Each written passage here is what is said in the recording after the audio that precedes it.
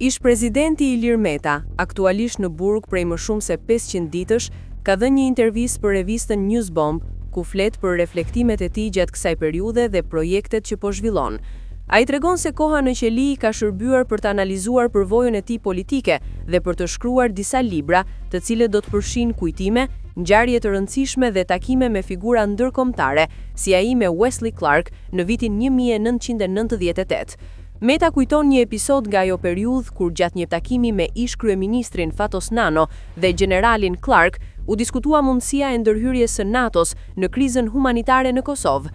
Sipas tij, Clark kishte paralajmëruar se një ndërhyrje e tillë do të ishte shumë e dhimbshme për të gjithë, një deklaratë që i kishte lënë mbresa të forta.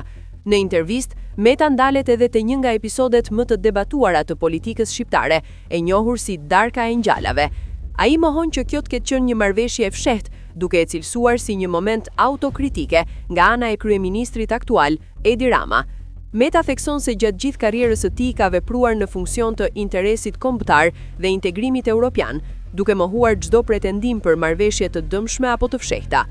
Ai shprehet i vendosur për të vijuar angazhimin politik pavarësisht situatës së tij, duke e konsideruar burgimin si një provë personale dhe një mundësi për forcim.